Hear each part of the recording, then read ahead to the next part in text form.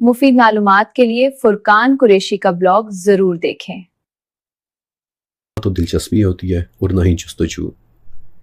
ابھی بھی اگر آپ سیرت کی کتابوں کو اٹھا کر دیکھیں تو زیادہ تر ان میں جنگیں اور لڑائیاں اور سیاسی معاملاتی بیان ہوئے ہیں، جبکہ آسمان اور زمین کے انٹر ڈیمینشنل علوم کی باتیں بہت کم لکھی گئی ہیں۔ ایسا نہیں ہے کہ ان علوم کی روایات نہیں موجود، روایات موجود ہیں، لیکن انہیں سیرت کی زیادہ تر کتب سے نکال دیا گیا ہے۔ میں نہیں جانتا کہ کیوں، شاید اس لیے کہ زیادہ تر لوگوں کو ان کے پڑھنے میں دلچسپی نہیں ہوتی۔ اسی طرح یہ علوم اور یہ سوالات بھی یہودیوں کے صرف خاص لوگ پوچھا کرتے تھے، ان کے بڑے علماء۔ ہر یہودی آسمان کے راستوں اور رازوں کے متعلق تو کیئر کرتا بھی نہیں تھا۔ عام یہودی تو بڑی ایک ٹپیکل اور عام سی گفتگو کیا کرتے تھے۔ مثلا نبی علیہ السلام کے جب کافی پرانے ساتھی ابھی امام رضی اللہ تعالیٰ عنہ فوت ہو گئے تو یہودی بڑے ٹپیکل سے انداز میں کہنے لگے کہ لو بھائی، یہ کیسے نبی ہیں کہ جو اپنے ساتھی کو مرنے سے بھی نہیں بچا سکے؟ تو اس پر نبی علیہ السلام نے فرمایا تھا کہ زندگی اور موت تو اللہ کے ہاتھ میں ہے، میرا اس پر کوئی اختیار نہیں۔ پھر جب مسلمان مکہ سے ہجرت کر کے مدینہ آئے تو اس وقت بھی عام یہودی وہی عام قسم کے اعتراض اٹھایا کرتے تھے کہ بھئی یہ تو بانجھ لوگ ہیں، ان کے ہاں تو بچے بھی پیدا نہیں ہوتے۔ اسی لیے جب مکہ سے آئے مسلمانوں کے ہاں پہلا بچہ یعنی عبداللہ ابن زبیر رضی اللہ تعالیٰ عنہ پیدا ہوئے تو ان کی پیدائش پر مسلمانوں نے بڑی خوشیاں منائی تھیں۔ لہٰذا فورتھ لیئر آف انڈرسٹینڈنگ یعنی رازوں کو جاننے والی لیئر، اس میں ہر کسی کو دلچسپی نہیں ہوتی۔ یہ لیئر بہت ہی خاص لوگوں کے لیے ہے کہ جو علم کے گہرے ترین رازوں کو جاننا چاہتے ہیں۔ اسی طرح جو یہود کے ٹاپ کے علماء تھے وہ نبی علیہ السلام کے جوابات سن کر یہ بات جان گئے تھے کہ محمد اللہ کے سچے رسول ہیں۔ ایک اور بہت اہم واقعہ مجھے یاد آ گیا کہ یہودی علماء میں سے ایک عالم تھے نعمان السبئی۔ موسٹ لائکلی بعد میں وہ مسلمان بھی ہو گئے تھے۔ تو ایک مرتبہ رسول اللہ کی خدمت میں حاضر ہوئے اور چند سوالات پوچھے۔ مثلا ایک سوال یہ تھا کہ محمد عربی، مجھے بتائیں کہ انسان کی تخلیق کس چیز سے ہوئی ہے؟ تو اس پر نبی علیہ السلام نے ایک بہت انٹیلیجنٹ جواب دیا کہ میل نطفے سے ہڈیوں اور پٹھوں کی تخلیق، جبکہ فیمیل نطفے سے گوشت اور خون کی تخلیق ہوئی ہے۔ تو بولے کہ آپ سے پہلے جو گزرے ہیں انہوں نے بھی یہی جواب دیا تھا، یعنی عیسیٰ ابن مریم علیہ السلام۔ ان سے بھی یہودیوں نے یہی سوال کیا تھا اور انہوں نے بھی نبی علیہ السلام کی طرح یہی جواب دیا تھا۔ اس کے بعد اور بھی کچھ سوالات پوچھے اور پھر اچانک نعمان خاموش ہو گئے اور تھوڑی دیر بعد بولے کہ یا رسول اللہ، اس دفعہ یا رسول اللہ کہا۔ کہتے کہ یا رسول اللہ، میرے والد کے پاس ایک کتاب تھی کہ جسے وہ ہمیشہ بہت احتیاط کے ساتھ سیل کر کے رکھا کرتے تھے، اور مجھے کہا کرتے تھے کہ نعمان، جب تمہیں پتہ چل جائے کہ یثرب سے ایک نبی کا ظہور ہوا ہے تو اس وقت تم یہ کتاب کھول کر پڑھنا۔ یا رسول اللہ، جب آپ مدینہ آئے اور مجھے پتہ چلا کہ آپ نے نبوت کا دعویٰ کیا ہے تو میں نے اس کتاب کو کھول کر پڑھا اور اس میں ایگزیکٹلی وہی کچھ لکھا ہوا تھا کہ جو آپ کہتے ہیں۔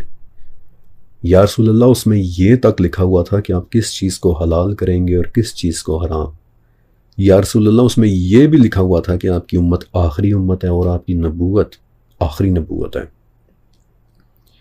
یا رسول اللہ، میرے والد نے کہا تھا کہ نعمان، جب تم اس نبی کی نشانیاں پوری ہوتے دیکھ لو تو اس کے پاس جانا، انہیں میرا سلام کہنا اور ان کی تصدیق کرنا۔ تو نبی علیہ السلام نعمان کے اس واقعے کو بہت پسند کیا کرتے تھے۔ آپ اکثر نعمان کے ساتھ باتیں کیا کرتے تھے، اور اگر کبھی صحابہ بھی آپ کے آس پاس بیٹھے ہوتے تو آپ نعمان کو کہتے کہ نعمان، ہمیں وہی داستان دوبارہ سناؤ، اور پھر نعمان اس کتاب اور اپنے والد کی باتیں بتایا کرتے تھے اور نبی علیہ السلام کی باتیں سن سن کر مسکرایا کرتے تھے۔ نعمان السبئی بیسکلی یمن کے ایک عالم تھے، اور رسول اللہ کی زندگی میں جب یمن سے نبوت کا ایک جھوٹا دعوے دار اسود غنسا نکل کر سامنے آیا تو سب سے پہلے نعمان ہی نے اسے جھوٹا کہا تھا، اور اسود نے غصے میں آ کر نعمان کے ہاتھ پاؤں کٹوا دیے تھے۔ لیکن تمام یہودی علماء نعمان جتنے بڑے دل والے نہیں تھے۔ دیکھیں، وہ لوگ رسول اللہ صلی اللہ علیہ وسلم سے آسمانوں کی باتیں پوچھا کرتے تھے، آسمان کے راستوں کا پوچھا کرتے تھے، فرشتوں کے متعلق پوچھا کرتے تھے۔ کیوں؟ کیونکہ یہ ایک ایسی قوم تھی جس کے متعلق حدیث میں آتا ہے کہ ان میں سے کچھ لوگ ایسے بھی تھے کہ جن سے فرشتے باتیں کیا کرتے تھے۔ جی، وہ نبی نہیں تھے لیکن ان کے ساتھ فرشتے باتیں کیا کرتے تھے، اور نبی علیہ السلام کے زمانے کے یہودی علماء اپنے اس گمشدہ گرینڈیور کو تلاش کر رہے تھے، اس عظمت کو ڈھونڈ رہے تھے کہ جو انہیں دوبارہ مل سکتی تھی اگر وہ مسلمان ہو جاتے۔ ایک مسلمان کے لیے یہ ممکن ہے کہ فرشتے اس کے پاس آئیں، اور وہ کیسے؟ یہ بات بھی حدیث میں آتی ہے کہ ایک مرتبہ حضرت حنظلہ رضی اللہ تعالیٰ عنہ نے نبی علیہ السلام کو کہا کہ یا رسول اللہ، جب آپ ہمیں جنت اور جہنم کی باتیں بتاتے ہیں تو ایسے لگتا ہے کہ جیسے ہم انہیں اپنی آنکھوں سے دیکھ رہے ہیں، لیکن جب ہم اپنے گھروں، کاروباروں اور بیوی بچوں کے پاس واپس جاتے ہیں تو ہم بہت کچھ بھول جاتے ہیں۔ تو نبی علیہ السلام نے فرمایا کہ حنظلہ، اگر تم ہمیشہ اس کیفیت میں رہو کہ جو کیفیت میرے پاس رہتے ہوئے ہوتی ہے، تو فرشتے تمہارے گھروں میں، تمہارے راستوں میں اور تمہارے بستروں میں تمہارے ساتھ ہاتھ ملایا کریں گے۔ یعنی باتیں کرنے سے بھی ایک قدم آگے ہو کر فرشتے تمہارے ساتھ ہوں گے۔ تو یہودی اس کھوئے ہوئے گرینڈیور کو تلاش کر رہے تھے، لیکن اس گرینڈیور کے لیے انہیں مسلمان ہونا پڑتا تھا، اور مسلمان ہونے کا مطلب تھا اس ساری طاقت کو سرنڈر کر دینا کہ جو انہوں نے مدینہ میں رہ کر حاصل کی تھی۔ اسی لیے پھر انہوں نے مسلمان ہونے کے بجائے ایک اور مسیحا کا انتظار شروع کر دیا کہ جو خود بھی آسمان کے راستوں کو کھولنے کی کوشش کرے گا، دجال کا، اور اس نے کھولنے بھی ہیں۔ یاد ہے یہودیوں نے روح کے متعلق پوچھا تھا کہ جو آسمان کے ایک ایسے راستے سے سفر کرتی ہے کہ جو 50,000 سال کا راستہ ایک دن میں طے کروا دیتا ہے۔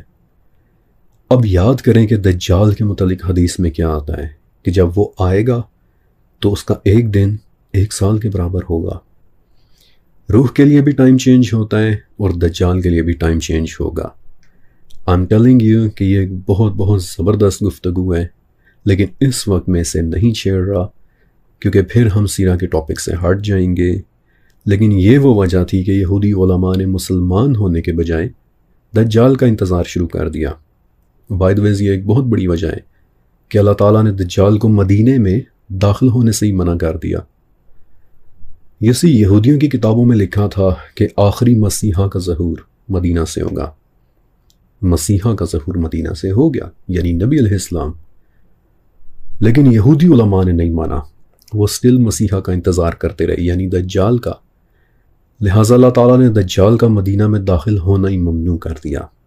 حدیث میں آتا ہے کہ دجال مدینہ میں نہیں آ سکے گا، لہٰذا اب یہودیوں کے پاس کوئی آپشن ہی نہیں بچا سوائے نبی علیہ السلام پر ایمان لانے کے، کیونکہ ان کے علاوہ مدینہ میں کوئی اور مسیحا ہے ہی نہیں۔ لیکن پھر بھی زیادہ تر علماء ایمان نہیں لائے، اور اس حوالے سے ایک بہت مشہور واقعہ ہے حضرت صفیہ بنت حی رضی اللہ تعالیٰ عنہ کا۔ وہ بتاتی ہیں کہ میرے والد اور چچا یہودیوں کے بہت بڑے عالم تھے اور مجھ سے بہت پیار کیا کرتے تھے، یہاں تک کہ جب گھر میں ہم سارے بچے کھیل رہے ہوتے تو وہ باقیوں کو گود میں اٹھائیں یا نہ اٹھائیں، لیکن مجھے ضرور اٹھایا کرتے تھے۔ تو ایک دن جب رسول اللہ ہجرت کے بعد پہلی مرتبہ مدینہ آئے تو صبح صبح میرے والد اور چچا ان سے ملنے کے لیے قباء کی طرف گئے، اور ان کی واپسی کہیں رات کے وقت عشاء کے بعد ہوئی، اور انہیں دیکھنے میں لگ رہا تھا کہ جیسے وہ بالکل تھکے ماندے ہیں، گرتے پڑتے لڑکھڑاتے ہوئے چل رہے ہیں۔ ہر روز کی طرح میں بھاگ کر ان کے پاس گئی، لیکن حیران رہ گئی کہ دونوں میں سے کسی نے بھی مجھے گود میں نہیں اٹھایا۔ تو میں وہیں کھڑی ہو کر انہیں دیکھنے لگی۔ تو چچا نے والد سے پوچھا کہ کیا خیال ہے، یہ وہی ہیں؟ والد نے جواب دیا کہ بغیر کسی شک کے یہ وہی ہیں، یعنی آخری نبی۔ تو چچا نے پھر پوچھا کہ ہمیں کیا کرنا چاہیے، ان کی بات مان لیں؟ تو والد بولے کہ نہیں، مرتے دم تک نہیں۔ کیوں نہیں ماننا چاہیے؟ اس کی بہت ساری وجوہات ہیں، کچھ پولیٹیکل، کچھ فائنینشیل اور کچھ ایسٹرونومیکل۔ وہ لوگ ایک بار پھر سے فرشتوں کی دنیا سے باتیں کرنا چاہتے تھے، اور نبی علیہ السلام کا راستہ اسلام سے ہو کر جاتا تھا، سب کچھ سرنڈر کر دینے کے بعد، جبکہ وہ اس ٹیکنیک کو استعمال کرنا چاہتے تھے کہ جو آگے دجال نے کرنی ہے، سیدھا آسمان کے دروازوں کے ساتھ چھیڑ چھاڑ، وقت کے ساتھ چھیڑ چھاڑ۔ یہاں ایک چیز میں ضرور مینشن کروں گا کہ یہی صفیہ بنت حی رضی اللہ تعالیٰ عنہا تھی کہ جو بعد میں آپ علیہ السلام کی زوجہ بھی بنی تھی. اور وہ بھی بڑا زبردست واقعہ ہے کہ ایک رات حضرت صفیہ رضی اللہ تعالیٰ عنہا نے ایک خواب دیکھا کہ چاند آسمان سے اتر کر ان کی گود میں گرا ہے. تو جب یہ خواب مسلمان ہونے سے پہلے انہوں نے اپنے شوہر کے سامنے بیان کیا تو اس نے انہیں ایک بڑی زور کا تھپڑ مارا اور کہا کہ کیا تم مدینہ کے بادشاہ سے شادی کرنا چاہتی ہو؟ اس خواب کے کچھ ہی دن بعد خیبر کی لڑائی ہو گئی. رسول اللہ صلی اللہ علیہ وسلم کو فتح نصیب ہوئی. صفیہ رضی اللہ تعالیٰ عنہا نبی علیہ السلام کی زوجہ بنی اور اس دن تک ان کے چہرے پر تھپڑ کا وہ نشان موجود تھا. اور نبی علیہ السلام نے پوچھا بھی تھا کہ صفیہ یہ کیا ہے؟ تو اس وقت انہوں نے اپنا وہ خواب سنایا کہ یا رسول اللہ ایسے ایسے میں نے ایک خواب دیکھا تھا اور میرے شوہر نے اس وقت مجھے تھپڑ مارا تھا. بہرحال کچھ یہودی علماء ایسے بھی تھے کہ جنہوں نے نبی علیہ السلام کی دعوت پر اپنا سر جھکا دیا. مثلا عبداللہ ابن سلام رضی اللہ تعالیٰ عنہ. روایات سے پتہ چلتا ہے کہ وہ بھی رسول اللہ کے پاس آئے اور ظاہر ہے کہ ایک بہت بڑے عالم تھے، اس لیے کچھ ایسے سوالات کیے کہ جن کا جواب صرف ایک نبی دے سکتا تھا. جب اپنے جوابات مل گئے تو مسکرا کر مسلمان ہو گئے اور کہنے لگے کہ یا رسول اللہ، اللہ کی قسم جب میں نے آپ کو دیکھا تھا تو اسی وقت سمجھ گیا تھا کہ بخدا اس چہرے والا شخص کبھی جھوٹا نہیں ہو سکتا. میں آپ پر ایمان لاتا ہوں، لیکن میرے ایک درخواست ہے کہ ابھی باقی یہود کو مت بتائیے گا کہ میں مسلمان ہو گیا ہوں، ورنہ وہ اس بات کو کوئی اور ہی رنگ دے دیں گے. جب اس واقعے کو کچھ دن گزر گئے تو نبی علیہ السلام نے یہودی علماء کے ایک گروپ کو اپنے پاس بلایا، انہیں اپنی رسالت کے متعلق آگاہی دی. تو وہ لوگ ایک دوسرے کی طرف دیکھ کر تنزیہ انداز میں پوچھنے لگے کہ بھئی ہم تو انہیں نہیں جانتے، کیا تم انہیں جانتے ہو؟ یعنی وہ اپنی طرف سے ایسے ایکٹ کرنے لگ گئے کہ جیسے انہیں تو پتہ ہی نہیں کہ ابو القاسم کون ہے. جب 3 مرتبہ انہوں نے ایسے کر دیا تو نبی علیہ السلام نے پوچھا کہ اچھا اگر مجھے نہیں جانتے تو کیا تم عبداللہ ابن سلام کو جانتے ہو؟ تو کہتے کہ ہاں ہاں کیوں نہیں، وہ تو ہمارے ایک بہت بڑے معتبر عالم اور ایک بہت عظیم بزرگ کے بیٹے ہیں. تو اس پر رسول اللہ نے ابن سلام کو آواز دے کر بلایا اور کہا کہ اچھا عبداللہ تو پھر مسلمان ہو چکے ہیں. تو اچانک یہودی خاموش ہو گئے، مگر پھر خود کو سنبھالتے ہوئے بولے کہ نہیں ایسا نہیں ہو سکتا، ہمیں آپ کی بات پر یقین نہیں ہے. تو ابھی وہ اٹھ کر جانے ہی والے تھے کہ ابن سلام نے اونچی آواز میں شہادت دے دی کہ میں گواہی دیتا ہوں کہ محمد اللہ کے رسول ہیں. تو ایک مرتبہ پھر سے یہودی علماء پر بجلی گری اور وہ یک زبان ہو کر شور مچانے لگے کہ نہیں ہم تو شروع سے ہی جانتے تھے کہ ابن سلام کا علم ناقص ہے، ان کے والد بھی ایک فتنہ گر تھے، اس پوری فیملی میں تو یہ نقص ہے وہ نقص ہے. اور یہ کہہ کر بڑبڑاتے ہوئے وہ لوگ وہاں سے واپس چلے گئے. اور ان کے جانے کے بعد پھر نبی علیہ السلام نے فرمایا تھا کہ ان کی طرف سے مجھے اسی بات کا اندیشہ تھا. دیکھا آپ نے ان لوگوں کا رویہ. توریت میں واضح طور پر نبی علیہ السلام کی یہ صفت لکھی ہوئی تھی کہ آپ کی آنکھوں کا رنگ سرمگی ہوگا، یعنی آپ کی آنکھوں میں کالے رنگ کا ایک خاص شیڈ ہوگا کہ جو سرمے کی وجہ سے محسوس ہوتا ہے. واضح لکھا ہوا تھا کہ آپ کے بال ہلکے گھنگریالے ہوں گے. صاف لکھا ہوا تھا کہ آپ کا قد درمیانہ ہوگا. لیکن صرف ایمان نہ لانے کی خاطر یہ لوگ کہنے لگ گئے کہ نہیں یہ تھوڑی لکھا ہوا ہے، بلکہ یہ لکھا ہوا ہے کہ آخری مسیحا کے بال سیدھے ہوں گے، آنکھیں نیلی ہوں گی اور قد لمبا ہوگا. حالانکہ اندر سے وہ جانتے تھے کہ محمد الرسول اللہ سچ کہہ رہے ہیں.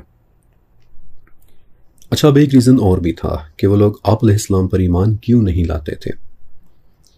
ایک مرتبہ 2 یہودی رسول اللہ کے قریب سے گزرے تو آپ کو دیکھ کر وہ آپس میں باتیں کرنے لگے. ان میں سے ایک نے کہا کہ کیا یہی وہ نبی ہیں؟ دوسرے نے کہا کہ پتہ نہیں نبی ہیں یا نہیں، لیکن تم نبی کا لفظ بار بار مت کہو، اگر انہوں نے سن لیا تو یہ خوش ہو جائیں گے. پھر وہ دونوں رسول اللہ کے پاس آئے اور بولے کہ ابو القاسم، آپ کہتے ہیں کہ حضرت موسیٰ علیہ السلام کو 9 نشانیاں دی گئی تھیں، کیا آپ بتا سکتے ہیں کہ وہ کون سی 9 نشانیاں تھیں؟ بیسیکلی وہ لوگ سورہ اسراء کی آیت نمبر 101 کو ریفر کر رہے تھے کہ ہم نے موسیٰ کو صاف 9 معجزات عطا کیے تھے. تو اس پر نبی علیہ السلام نے انہیں وہ نشانیاں بتا دی. تو دونوں یہودی خاموش ہو گئے اور پھر دونوں نے آگے بڑھ کر نبی علیہ السلام کے ہاتھوں کو چوما اور بولے کہ ابو القاسم ہمیں پتہ ہے کہ آپ ایک نبی ہیں، تو رسول اللہ نے پوچھا کہ پھر تم مسلمان کیوں نہیں ہو جاتے؟ تو کہنے لگے کہ یا رسول اللہ، داؤد علیہ السلام نے دعا کی تھی کہ نبوت ہمیشہ ان کی اولاد میں رہے، جبکہ آپ آل داؤد میں سے نہیں ہیں، اس لیے ہم ڈرتے ہیں کہ اگر ہم نے آپ کو نبی مان لیا تو دوسرے یہودی ہمیں قتل کر دیں گے۔ نو ونڈر کہ اللہ تعالیٰ نے الانعام میں بڑا کلیئرلی بتا دیا ہے کہ جنہیں ہم نے کتاب دی ہے وہ رسول کو اس طرح پہچانتے ہیں کہ جیسے اپنے بیٹوں کو پہچانتے ہیں۔ ان کے علماء کو پتہ تھا کہ یہ رسول سچ ہیں، مگر پھر بھی زیادہ تر نے نہیں مانا۔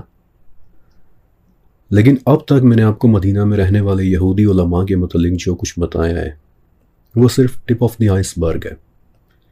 انشاءاللہ آگے چل کر میں آپ کو یہودیوں کے ایک بہت اہم کریکٹر کے متعلق بتاؤں گا، ایک ایسا شخص کہ جسے رسول اللہ بذات خود آبزرو کیا کرتے تھے کہ اس شخص کے پیچھے کیا راز ہے، وہ شخص کہ جس کے متعلق کہا جاتا تھا کہ وہ بذات خود دجال ہے۔